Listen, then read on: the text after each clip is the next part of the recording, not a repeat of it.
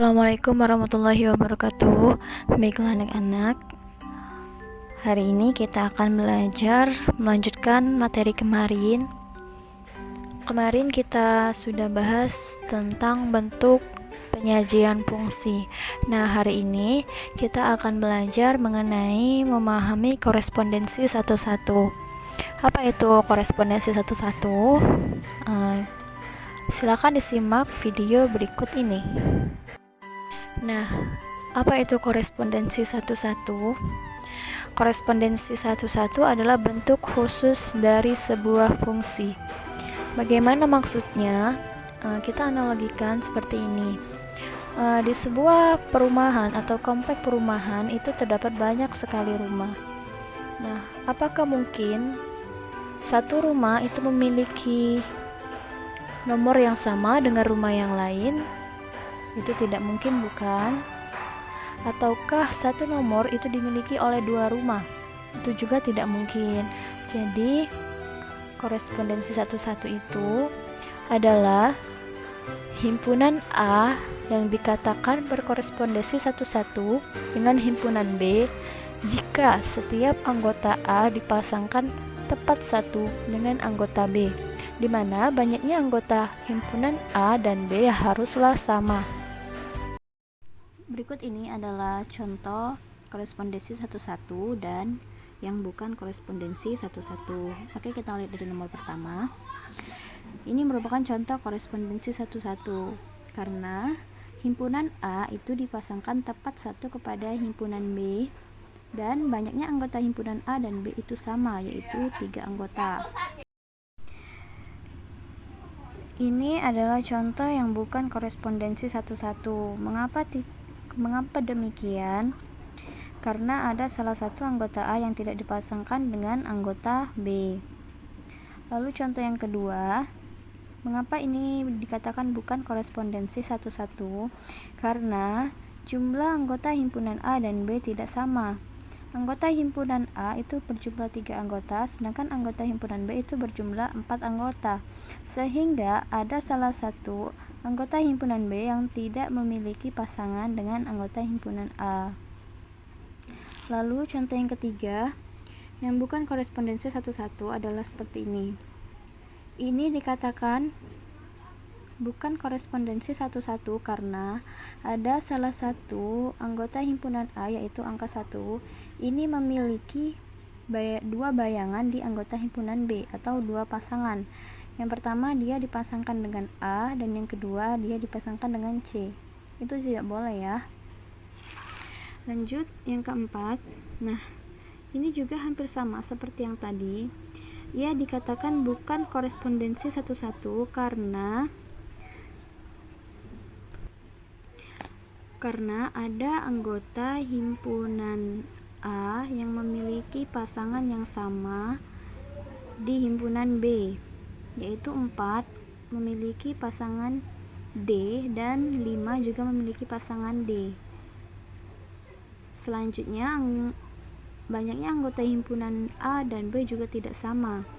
Anggota himpunan A itu berjumlah 5 dan anggota himpunan B itu berjumlah 4. Selanjutnya kita akan menghitung banyak korespondensi satu-satu yang mungkin. Yang pertama, yang memiliki satu anggota, yaitu anggota A anggotanya 1 dan B itu 1 juga, yaitu A. Kita pasangkan seperti ini. Lalu untuk yang 2 anggota kita akan pasangkan 1 dengan A dan 2 dengan B. Itu kemungkinan yang pertama. Kemungkinan yang kedua itu 1 dengan B dan 2 dengan A. Jadi untuk 2 anggota itu ada 2 kemungkinan. Lalu bagaimana dengan 3 anggota? Ya, kita coba pasangkan dulu. Yang pertama, 1 dipasangkan dengan A, 2 dipasangkan dengan B, dan 3 dipasangkan dengan C. kemungkinan yang pertama. Kemungkinan yang kedua, 1 kita pasangkan dengan B, 2 kita pasangkan dengan A, dan 3 kita pasangkan dengan C. Lalu kemungkinan yang ketiga, 1 kita pasangkan dengan C, 2 kita pasangkan dengan B, dan 3 kita pasangkan dengan A.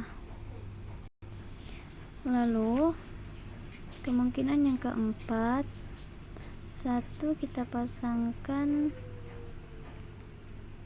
dengan C, 3 kita pasangkan dengan A, dan 2 kita pasangkan dengan B. Lalu untuk kemungkinan yang kelima, 1 kita pasangkan dengan A, 2 kita pasangkan dengan C, dan 3 kita pasangkan dengan B. Dan untuk kemungkinan yang keenam, kita akan pasangkan 1 dengan C, 2 dengan A, dan 3 dengan B. Mungkin hanya ini saja kemungkinan yang bisa kita buat. Nah, bagaimana untuk yang keempat, 4 anggota, 5 anggota, dan seterusnya? Maka itu akan kalian cari sendiri, dan kita juga bisa mencari rumus formula atau rumus umum untuk lebih mudah menentukan banyaknya korespondensi satu-satu yang mungkin terjadi. Nah, kita akan menentukan atau mencari rumus formula atau rumus umum untuk banyaknya korespondensi satu-satu yang mungkin. Kita akan buat banyak anggota, yang anggotanya yaitu 1, 2, 3, 4, dan seterusnya. Kita buat N. Lalu banyaknya kemungkinan korespondensi satu-satu, yaitu telah kita cari tadi bahwa kalau anggotanya 1 itu korespondensinya yang mungkin 1 juga, kalau 2 itu 2, kalau 3 tadi 6, kalau 4 24, dan bagaimana kalau N? Maka banyaknya kemungkinan korespondensi satu-satu yaitu K dalam kurung N. Nah, kita akan cari 2 ini sama dengan 2 dikali 1. Kalau 6 ini sama dengan, kita ambil dari banyaknya anggota yaitu 3 dikali 2. Nah, 24 artinya 4 dikali 6. Lalu kita akan buat ini sama dengan lagi, kita turunkan 2 ini itu sama dengan 2 dikali 1, maka 3 dikali 2 dikali 1. Nah, untuk yang 24, 6 ini sama dengan 3 dikali 2, maka 4 dikali 3 dikali 2 dikali 1. Nah, jadi rumus dari Kn itu dapat disimpulkan N dikali dalam kurung N-1, ini N-1 dikali N-2 dikali dan seterusnya sampai 3 suku pertama, yaitu dikali 3 dikali 2 dikali 1. Maka inilah Rumus untuk mencari banyaknya kemungkinan pada korespondensi satu-satu. Baiklah, kita akan masuk ke contoh soal.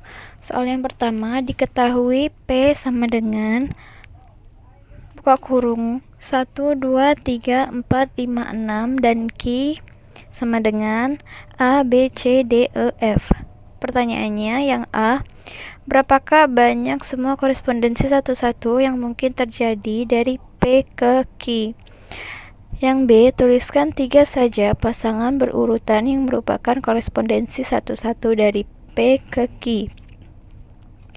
Lalu soal yang kedua, jika A sama dengan min 2, min 1, 0, 1, 2, apakah fungsi f yang memetakan A ke A yang didefinisikan fx sama dengan 2x kuadrat min 1 merupakan korespondensi satu-satu? Kita akan jawab soal yang pertama. Misalkan fungsi f itu memetakan P ke Q. Yang A, itu berapakah banyak semua korespondensi satu-satu yang mungkin terjadi dari P ke Q? Maka kita buat dengan rumus yang telah kita temukan tadi. Kn sama dengan N dikali buka kurung N min 1 dikali buka dalam kurung lagi N min 2 dikali dan seterusnya sampai 3 suku terakhir, yaitu dikali 3 dikali 2 dikali 1. Nah, karena banyaknya anggota P dan Q itu ada 6, maka kita buat di sini K dalam kurung 6 sama dengan N-nya 6 dikali N min 1 berarti 6 dikurang 1 dikali 6 dikurang 2 dikali 6 dikurang 3 dikali 6 dikurang 2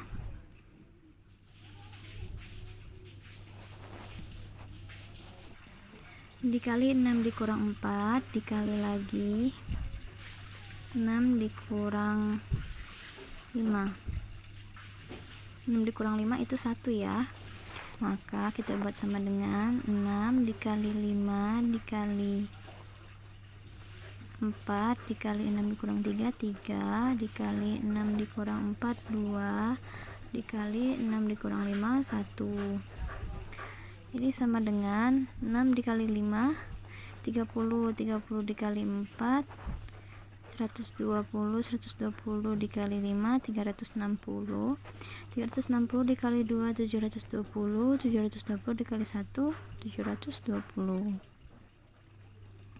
Jadi banyaknya semua korespondensi satu-satu yang mungkin terjadi dari himpunan P ke himpunan Q adalah 720 kemungkinan. Lanjut untuk yang B, itu tuliskan 3 saja pasangan berurutan yang merupakan korespondensi satu-satu dari P ke Q. Jadi kita hanya diminta untuk menuliskan 3 saja ya. Jadi kita buka kurung, 1 dipasangkan dengan A, 2 dipasangkan dengan B, 3 dipasangkan dengan C, 4 dipasangkan dengan D, 5 dipasangkan dengan E, dan 6 dipasangkan dengan F. Itu untuk kemungkinan yang pertama. Untuk pasangan berurutan yang pertama. Yang kedua, F sama dengan 1 kita pasangkan dengan B, 2 kita pasangkan dengan A, 3 kita pasangkan dengan C, 4 kita pasangkan dengan D, 5 kita pasangkan dengan E, 6 kita pasangkan dengan F. Selanjutnya untuk pasangan berurutan yang ketiga, F sama dengan buka kurung kurawal 1 dipasangkan dengan C, 2 dipasangkan dengan B, 3 dipasangkan dengan A, 4 dipasangkan dengan D, 5 dipasangkan dengan E, dan 6 dipasangkan dengan F. Nah, jadi inilah 3 pasangan berurutan yang merupakan korespondensi satu-satu dari P ke Q. Baiklah, untuk soal yang kedua, itu apakah fungsi f yang memetakan A ke A yang didefinisikan fx sama dengan 2x kuadrat min 1 merupakan korespondensi satu-satu.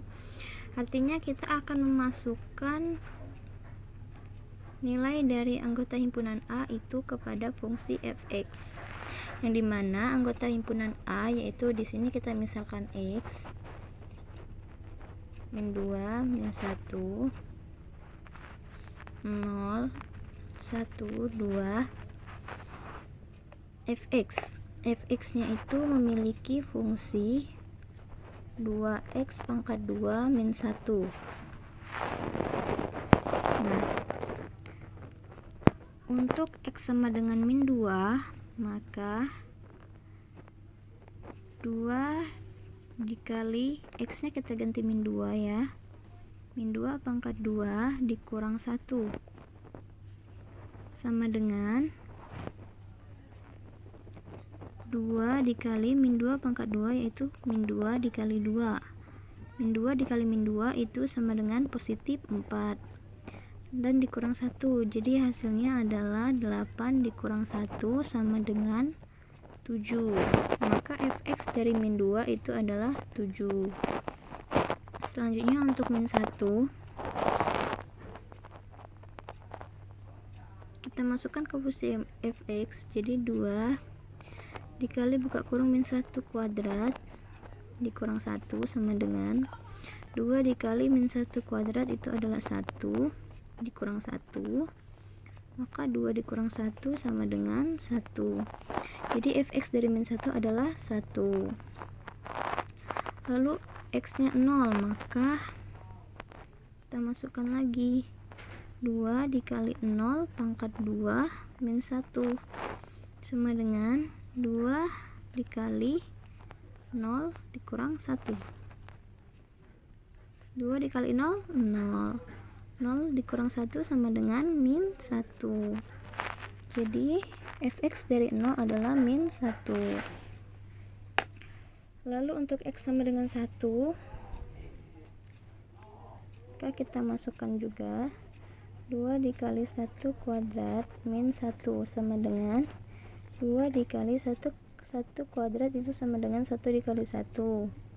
Hasilnya 1 dikurang 1 sama dengan 2 dikali 1 2, 2 dikurang 1 sama dengan 1.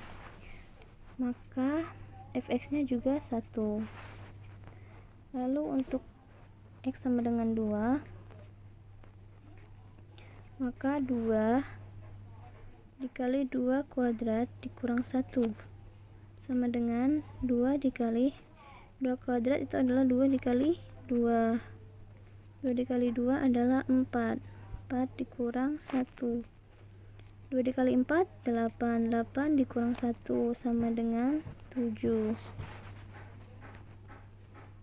Jadi ini fx nya sama dengan 7.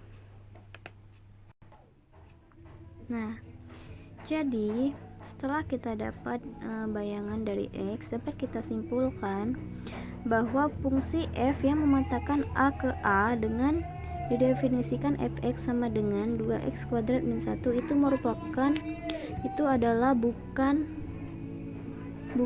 korespondensi satu-satu, karena ada anggota x yang memiliki bayangan atau nilai fx yang sama, yaitu min 2 dan 2 dengan nilai fx nya 7.